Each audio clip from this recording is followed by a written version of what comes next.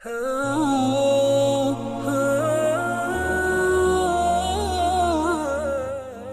النساء آیت 163 میں اللہ تعالیٰ فرماتے ہیں، یقیناً ہم نے آپ کی طرف اسی طرح وحی کی ہے جیسا کہ نوح اور ان کے بعد والے نبیوں کی طرف کی، اور ہم نے وحی کی ابراہیم اور اسماعیل اور اسحاق اور یعقوب اور ان کی اولادوں پر، اور عیسیٰ اور ایوب اور یونس اور ہارون اور سلیمان کی طرف، اور ہم نے داؤد کو زبور عطا فرمائی۔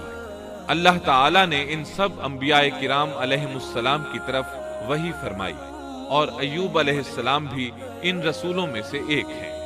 اللہ تعالیٰ نے آپ کو آپ کی قوم سوران کی طرف مبعوث فرمایا۔ یہ قوم ملک شام میں رہائش پذیر تھی۔ آپ بہت زیادہ مالدار تھے۔ اللہ تعالیٰ نے آپ کو بہت زیادہ نعمتوں سے نوازا تھا۔ آپ کے پاس بے شمار مویشی تھے، لا تعداد نوکر چاکر تھے۔ اللہ نے آپ کو بہت سی زرعی زمین بھی عطا فرمائی تھی۔ آپ تاجر بھی تھے۔ تجارت کا سلسلہ دور دور تک پھیلا ہوا تھا۔ اللہ تعالیٰ نے آپ کو کثیر اولاد بھی عطا فرمائی تھی۔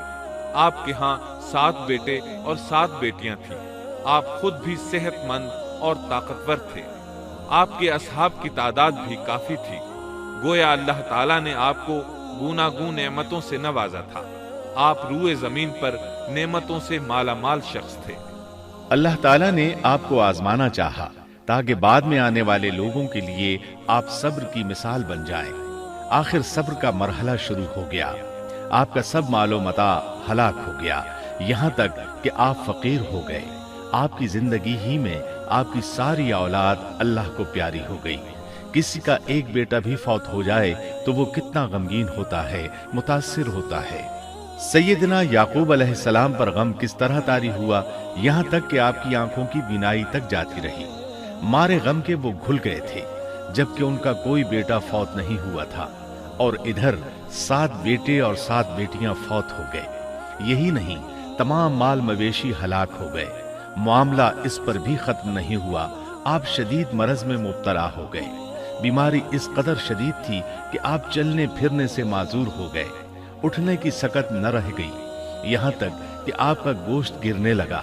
آپ کی آزمائش انتہا کو پہنچ گئی۔